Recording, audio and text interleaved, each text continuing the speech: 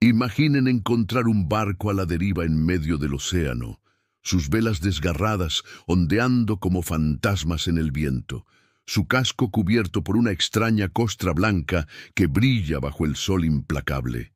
Al abordar la embarcación, el silencio es ensordecedor, roto solo por el crujir de la madera seca y el susurro del viento entre los aparejos. Pero lo más perturbador no es el silencio, sino lo que encuentran en cubierta, cuerpos humanos perfectamente preservados, momificados por la sal marina, con expresiones de terror congeladas para la eternidad. Sus ropas, aunque desteñidas por el tiempo, permanecen intactas, y sus manos aferran objetos como si aún estuvieran vivos. Este no es el escenario de una película de terror, sino la realidad más escalofriante que enfrentaron los rescatistas cuando descubrieron el bergantín Esperanza del Mar en 1847, flotando como un cementerio fantasma en las aguas del Atlántico Sur. La historia que están a punto de escuchar es una de las tragedias marítimas más misteriosas y aterradoras jamás documentadas, donde la naturaleza conspiró de manera siniestra para preservar no solo los cuerpos, sino también los últimos momentos de horror de una tripulación condenada. Si te fascinan estos misterios increíbles de la historia, no olvides suscribirte a nuestro canal para descubrir más enigmas que desafían toda explicación. Todo comenzó en el puerto de Valparaíso, Chile, en marzo de 1846, cuando el bergantín Esperanza del Mar se preparaba para uno de los viajes más lucrativos de la época: el transporte de nitrato de sodio desde las minas del desierto de Atacama hasta los puertos europeos. El nitrato, conocido como oro blanco, era esencial para la fabricación de fertilizantes y explosivos, convirtiendo a Chile en una potencia económica emergente. El capitán Eduardo Mendoza, un marino experimentado de 45 años, con más de 2 décadas navegando por estas aguas, había sido contratado por la Compañía Salitrera del Norte para comandar esta expedición particularmente importante. La tripulación del Esperanza del Mar estaba compuesta por 23 hombres cuidadosamente seleccionados, marineros veteranos, un contramaestre de confianza llamado Carlos Herrera, un cocinero portugués conocido como Joaquín el Navegante, y varios grumetes jóvenes pero experimentados. Entre ellos se encontraba también un pasajero especial, el geólogo alemán Heinrich Zimmermann, enviado por una universidad europea para estudiar las formaciones salinas de la costa chilena. Lo que ninguno de ellos sabía era que esta carga aparentemente rutinaria se convertiría en su sentencia de muerte. El cargamento consistía en más de 300 toneladas de nitrato de sodio puro, extraído de las vastas salinas del desierto de Atacama.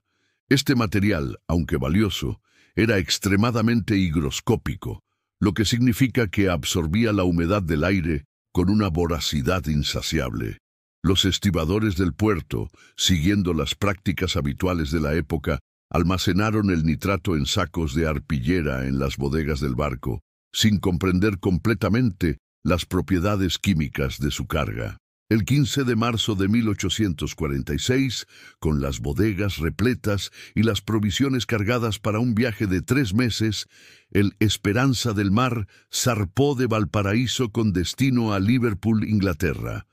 Los primeros días de navegación transcurrieron sin incidentes. El barco siguió la ruta comercial estándar, bordeando la costa sudamericana hacia el norte antes de adentrarse en el Atlántico. El capitán Mendoza, meticuloso en sus registros, anotaba diariamente las condiciones meteorológicas, la posición del barco y el estado de la tripulación.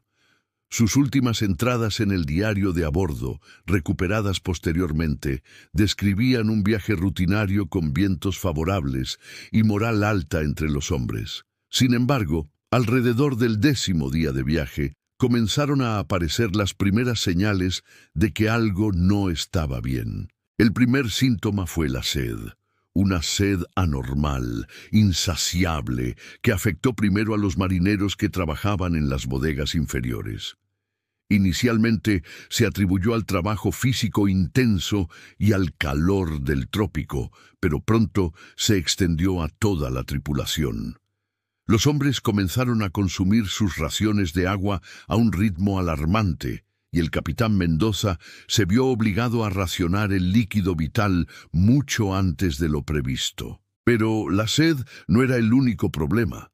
Los marineros también comenzaron a experimentar una extraña sequedad en la piel, como si la humedad de sus cuerpos estuviera siendo literalmente extraída. El geólogo Zimmermann fue el primero en sospechar la verdadera causa del problema. Sus conocimientos sobre las propiedades del nitrato de sodio le permitieron comprender lo que estaba ocurriendo. El material en las bodegas no solo estaba absorbiendo la humedad del aire marino, sino que estaba creando un ambiente de deshidratación extrema en todo el barco. El nitrato actuaba como un desecante gigantesco, extrayendo la humedad del aire y, por extensión, de todo lo que estaba en contacto con ese aire, incluyendo los cuerpos humanos de la tripulación. Zimmermann intentó explicar la situación al capitán Mendoza, sugiriendo que arrojaran parte de la carga al mar para reducir el efecto desecante.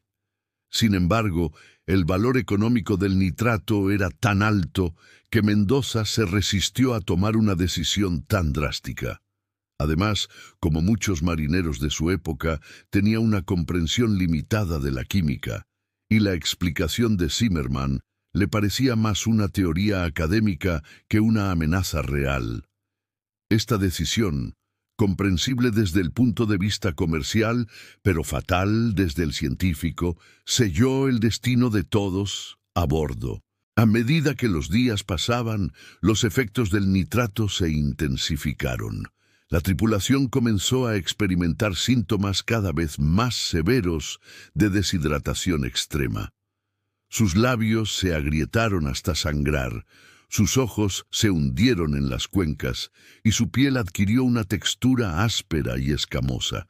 Pero lo más aterrador era que, a pesar de consumir toda el agua disponible, la sed no se saciaba.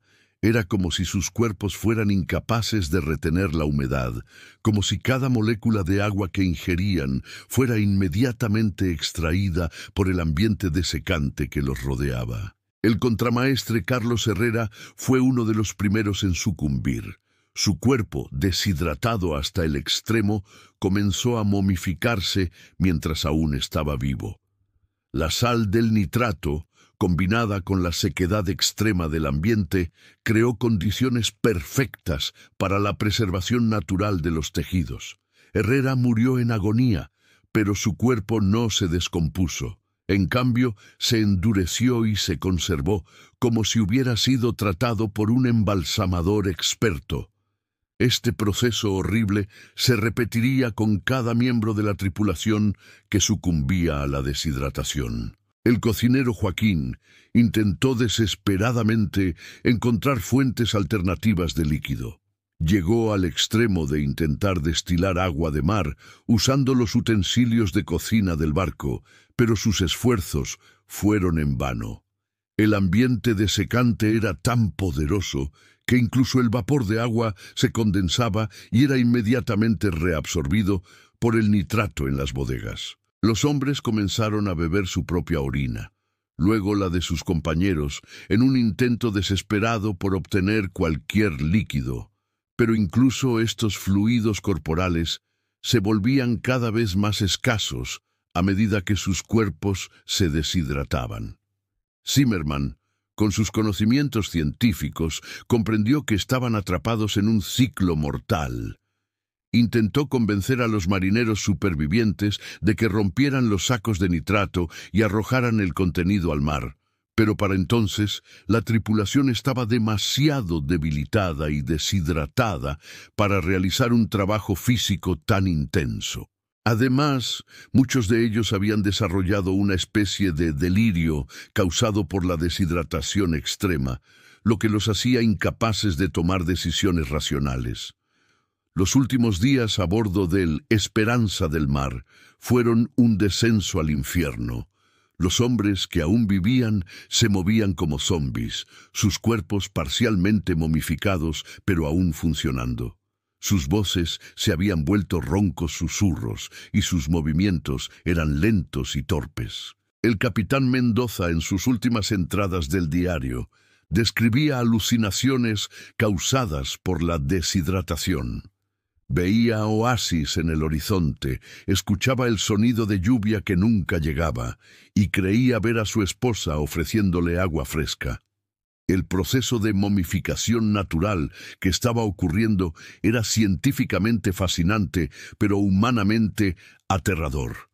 El nitrato de sodio, al absorber toda la humedad del ambiente, creaba condiciones similares a las de las tumbas egipcias más secas.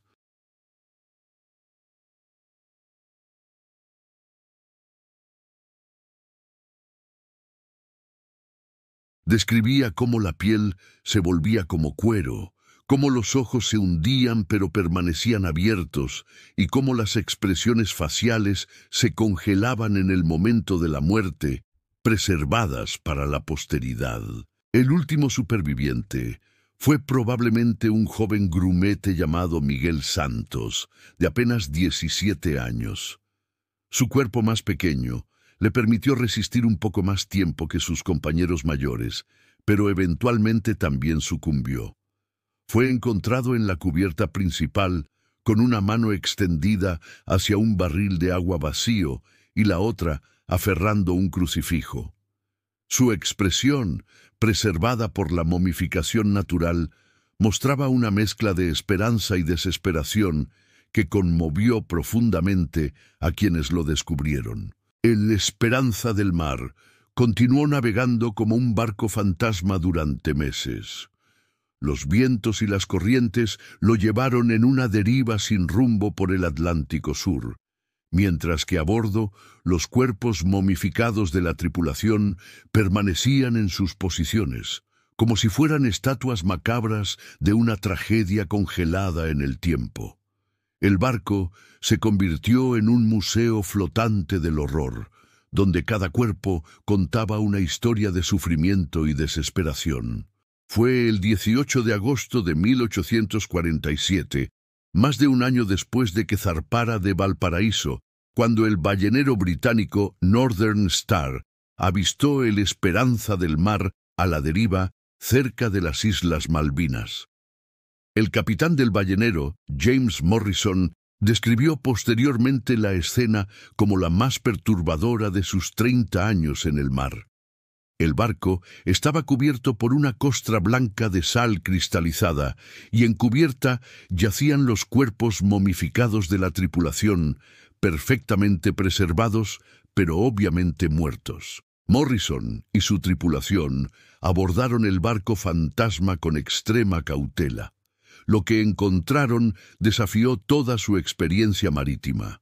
Los cuerpos no mostraban signos de violencia o enfermedad aparente, simplemente parecían haberse secado hasta la muerte. La carga de nitrato permanecía intacta en las bodegas, ahora convertida en una masa cristalina que había absorbido tanta humedad que se había solidificado parcialmente. El diario del capitán Mendoza y las notas de Zimmerman proporcionaron la explicación científica de la tragedia. Los investigadores posteriores confirmaron que el nitrato de sodio, en las cantidades transportadas y en las condiciones de almacenamiento de la época, podía efectivamente crear un ambiente de deshidratación extrema capaz de matar a una tripulación entera. El caso del Esperanza del Mar se convirtió en un estudio de caso para la seguridad marítima y llevó a nuevas regulaciones sobre el transporte de materiales higroscópicos. Los cuerpos momificados fueron enterrados en las Malvinas con honores militares, pero la historia de su terrible muerte se extendió por todos los puertos del mundo. Los marineros comenzaron a referirse al nitrato de sodio como la sal de la muerte, y muchos se negaron a navegar en barcos que transportaran grandes cantidades de este material sin las precauciones adecuadas. La tragedia del Esperanza del Mar también tuvo implicaciones científicas importantes. Los estudios posteriores del proceso de momificación natural observado en el barco contribuyeron al desarrollo de nuevas técnicas de preservación y a una mejor comprensión de los efectos de la deshidratación extrema en el cuerpo humano.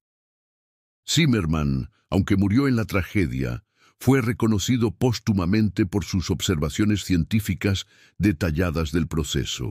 El barco mismo fue declarado no apto para la navegación debido a la contaminación por sal y fue desguazado en Puerto Stanley. Sin embargo, algunos elementos del barco, incluyendo fragmentos del diario del capitán y las notas de Zimmermann, fueron preservados y se encuentran actualmente en el Museo Marítimo de Londres, donde sirven como recordatorio sombrío de los peligros ocultos del comercio marítimo. La historia del Esperanza del Mar y su tripulación momificada se ha convertido en una leyenda en los círculos marítimos, contada y recontada en tabernas portuarias de todo el mundo. Algunos la ven como una advertencia sobre los peligros de la codicia, ya que la negativa del capitán a arrojar la valiosa carga al mar costó todas las vidas a bordo. Otros la interpretan como una lección sobre la importancia del conocimiento científico en la navegación moderna. Pero quizás la lección más profunda de esta tragedia es sobre la fragilidad de la vida humana frente a fuerzas que no comprendemos completamente. Los hombres del Esperanza del Mar no murieron en una tormenta épica o en una batalla naval. Murieron víctimas de un proceso químico que era invisible, silencioso y mortal. Su muerte nos recuerda que a veces los peligros más grandes son aquellos que no podemos ver venir. La historia de los tripulantes del Esperanza del Mar es un testimonio escalofriante del poder de la naturaleza para preservar no solo la vida, sino también la muerte. Nos invita a reflexionar sobre los riesgos ocultos en nuestras actividades cotidianas y la importancia del conocimiento científico para prevenir tragedias. Si te ha impactado esta inmersión en los misterios más oscuros de la historia marítima, te invito a unirte a nuestra comunidad. Dale me gusta a este video. Deja tu comentario con tus reflexiones y, lo más importante, suscríbete a nuestro canal para no perderte ninguna de nuestras próximas exploraciones. Tu apoyo nos ayuda a seguir desenterrando estas fascinantes y aterradoras historias.